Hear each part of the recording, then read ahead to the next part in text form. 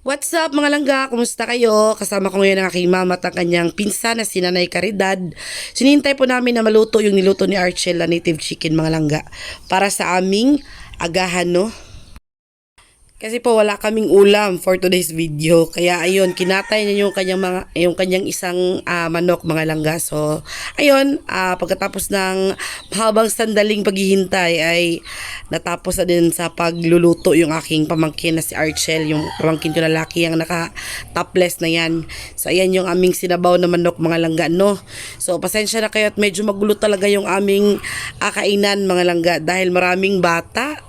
So anak po yan ng pamangkin ko na si Marilyn mga langga, yung mga maliliit na bata na yan. So kain tayo mga langga, meron kaming inihaw na tuyo na dala ni Marilyn galing Cabulan Island. And yung sinabaw na manok, bisayang manok na kinatay ng pamangkin ko si Archel mga langga. No, kasama ko dito yung pamilya ko. Ang saya ng kainan namin. Medyo magulo po dahil sa dami ng bata pero sobrang saya. Unforgettable moments po talaga pag ganitong kasama mo yung pamilya mo habang kumakain ng masarap na pagkain mga langga, no? So ito yung bisperas ng pagdating ni Insik mga langga. 24 ito ng ng umaga. So ayan, kumain muna kami dyan dahil marami kaming ganap sa araw na yan mga langga.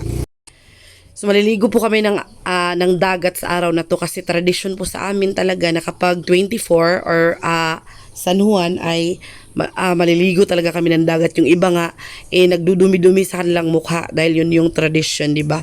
So ayan, bisperas po yan pagdating ni Insik kaya sobrang excited ko.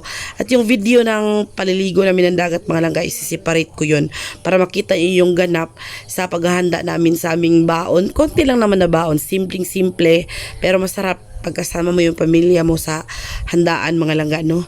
So ayan, kain tayo. Ayan si mama kasama ko and kasama ko din yung aking mga pamangkin. Makikita nyo mamaya mga langga, ipapakita ko sa inyo yung kasama ko dito sa so pinakita ko lang dito muna yung sa amin ni mama.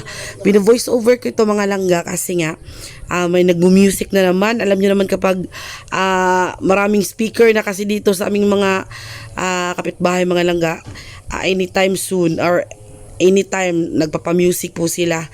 Kaya iniiwasan ko lang talaga na marinig sa ating video sa YouTube yung mga music dahil baka magkaroon tayo ng violation, yun yung iniiwasan natin. So sobrang sarap ng dyan, ng tuyo na ulam namin mga langga kasi fresh na fresh talaga at gawa ng pamangkin ko. Kasi yung sa kanila isla din kasi yung hanap buhay niya ay pangingisda lang. Pangingisda ang hanap buhay ng kanyang asawa. Kaya yun yung marami silang isda doon sa kanila mga langga. Kaya gumawa siya ng ng mga daing na isda, iba't ibang klase ng isda mga langga. No? Kaya thank you pamangkin ko for this napakasarap na tuyo. So gawa niya to matabang, hindi siya maalat mga langga. Yun yung kagandahan kapag may tuyo talaga, no? Kaya thank you sa inyo dahil talagang inaalagaan nyo ako habang nandito kami. At mamimiss ko tong moment na to na kasama ko kayo na kumakain sa isang hapag. Kahit simple at simple lang yung aming pamumuhay dito sa isla, masaya naman kami kasi kasama namin yung pamilya namin, kasama ko sila. Ganda sana pag ganito, no? Yung laging kasama mo yung pamilya mo, yung mga pamangkin mo, yung mama mo, yung sana yung papa ko, yung ganun. Pero mas masarap, mas masaya mga langga kung nandito na si Insik. Yun yung hinihintay ko. Kaya excited ako dyan kinabukasan mga langga. At ang sarap humigop ng sabaw mga langga kapag umaga, no? Kahit mainit yung panahon pero masarap talaga humigop ng sabaw. Lalo na kung native yung chicken mo. Tapos kumain ako dyan ng konting kanin mga langga. Kasi ang masarap kasing ipare sa kanin yung sabaw tsaka tuyo.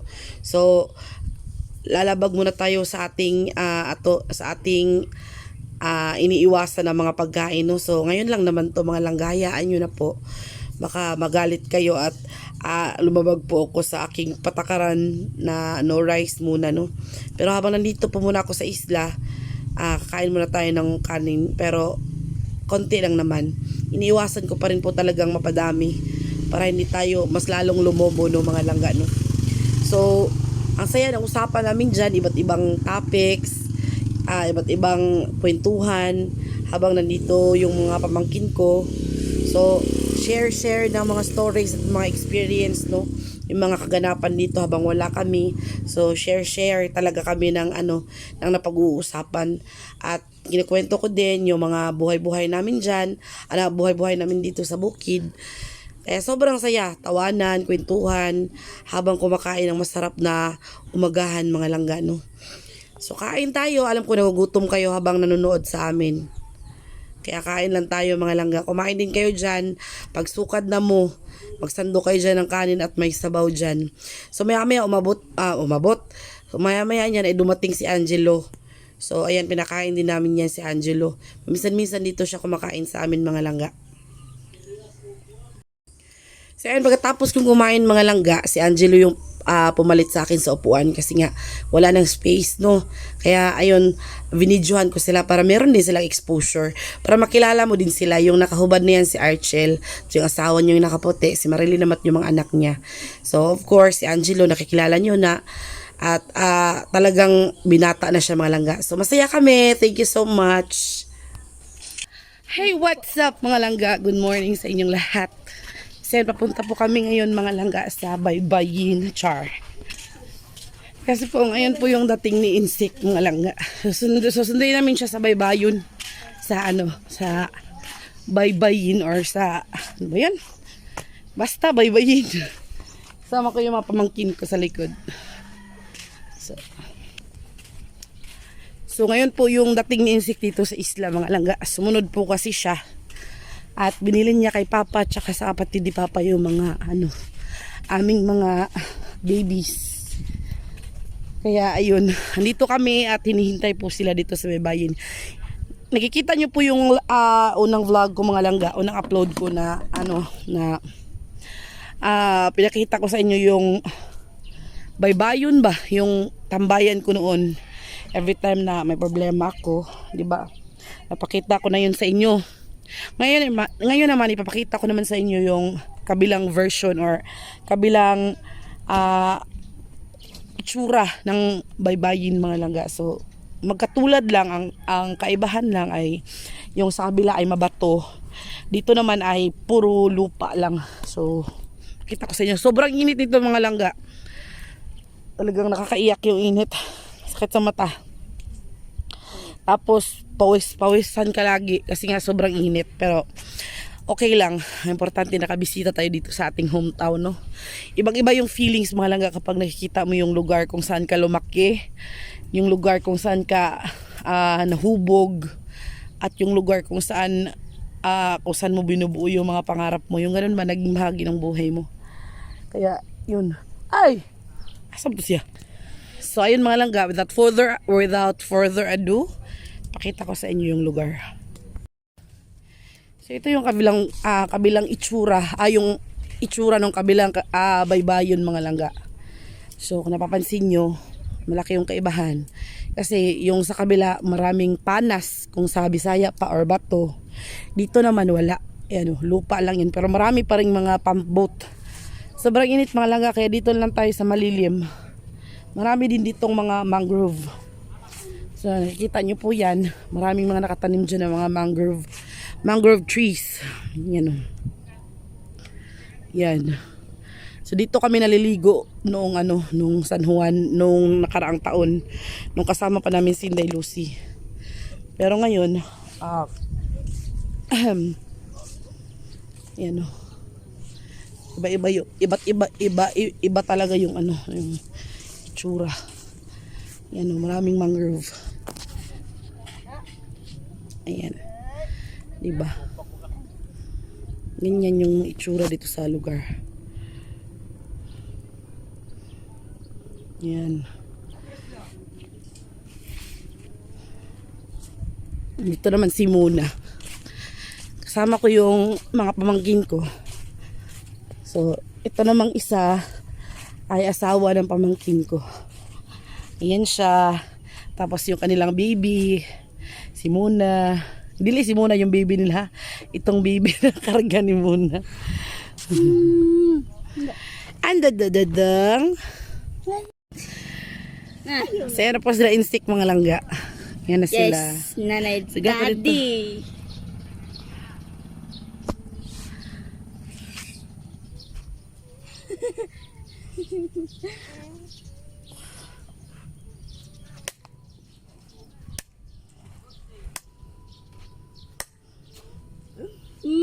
Bata pa mong dong. Pinababayo, pakigbag.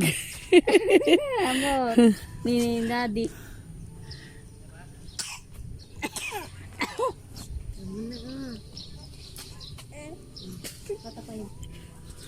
Yan na po si insect mga langga. Musa ba po? Musa ba po? Musa ba po? Butang. Tak matay.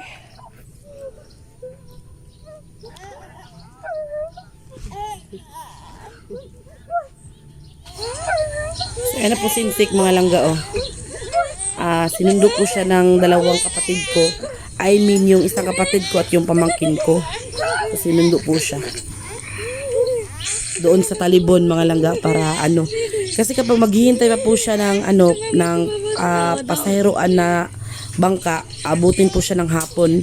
Kaya pinasundo ko na lang po siya sa ano sa pamangkin ko at sa pinasamahan ko din sa kapatid kong lalaki. Ayan po sa mga langga. Sobrang init talaga ng panahon dito sa isla mga langga. Tapos yung hangin sobrang init dahil papalibutan ng ano ng tubig alat or ng dagat ba. Kaya yung mga tao dito ay mga maiitim talaga. Kasi yung hanap buhay dito ay pangingisda tapos sobrang init ng panahon. Masaya na lang kami mga langga kasi ano kapag umuulan. Archie lang dana, Archie lang. Ha? Balik ko na.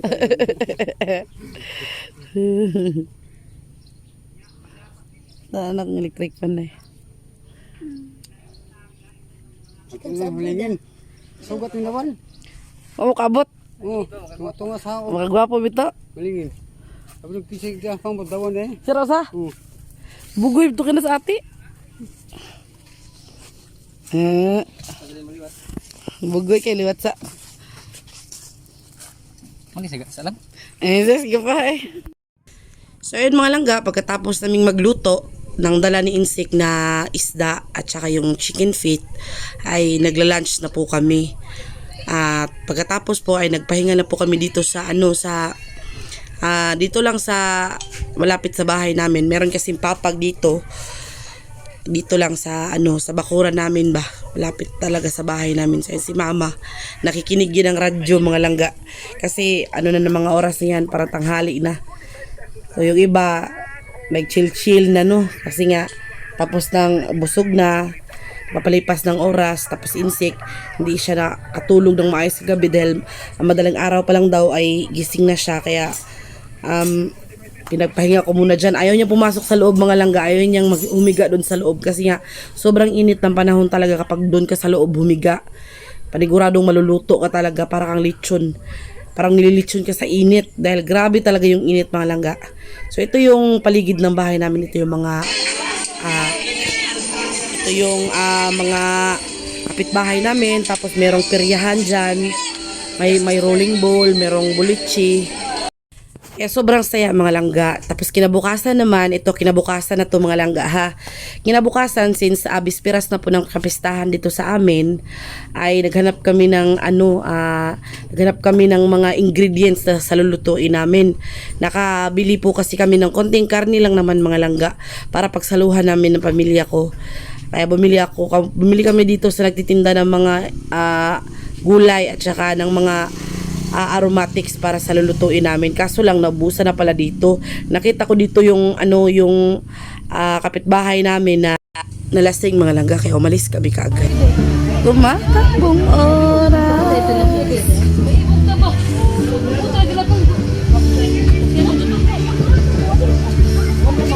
Asa man tao Since wala na pong tinda doon sa kabilang tindahan mga langga, nagpasama ako dito sa isang pamangkin ko na pupunta sa kabila dahil naubusan yung suki namin. Dumaan po kami dito sa mga nagva-volleyball Dahil sobrang nakakaliw din tingnan. Napaka-sporty talaga ng mga kabinataan dito sa amin, no? So, maraming mga palaro dito gaya ng volleyball tsaka basketball, lalo na ngayong fiesta. So, daanan namin dito si Kuya Matt, yung asawa ni Ate Nessie. Shoutout sa iyo, Kuya. Followers daw siya ng Langga Insik Vlog at lagi daw po niyang pinapanood yung ating mga upload. Lalo na yung ating mga kantahan sa Facebook, mga Langga, no? Kasama niya dito yung asawa ng kapatid ko at yung kapitbahay namin na nagtitinda ng tuba. At nagiinom din pala sila ng tuba dito sa may tambayan, dito sa ilalim ng punong kahoy, mga Langga, no? So, ayan, dumating na kami dito sa aming destinasyon, yung mga nagtitinda ng mga gulay. So, ayun, bumili ako dito ng sayote. Yung mga pinaka-importante lang talaga, hindi naman kailangan yung madami talagang sahog. Yung sayote, tsaka repolyo para sa aming ilulutong manok na bantres. Kasi yung kapatid ko, meron siyang 3 alagang manok. Binigay niya sa amin yung isa para daw meron kaming pandagdag sa aming lulutuin. Kaya yun, bumili kami ng repolyo tsaka sayote dyan. And of course, pinaka-importante talaga sa pagluluto ang sibuyas tsaka bawang. Tapos bumili din ako ng sibuyas dahon dyan para sa ating sabaw. Kasi masarap kasi yung mga Langga, yung sibuyas dahon na ilalagay sa sabaw. 'Di ba? So, ang dami palang tinda dito sa tindahan na to. So, ito yung mga namimili doon sa Cebu, doon sa Pasil. Tapos ititinda nila dito sa aming isla. Sila yung talagang supplier ng mga gulay dito sa amin. Kaya, ang dami mong pagpipilian talaga dito sa kanila. Merong mga upo, may kalabasa, merong mga saging at saka avocado. Pero yung binili namin dyan, yung kakailanganin lang talaga sa pagluluto, mga Langga. Kasi, alam niyo naman, budget talaga sa, sa pera. Kasi, hindi natin alam, no, kung may mga gagastusin pa. Tapos, kailangan pa naming mamasahe ni Insik pa uwi, mga Langga. So yun, mga Langga, abangan nyo po bukas ang kaganapan sa fiesta dito sa aming munting isla, mga Langga. Thank you for watching and I love you all.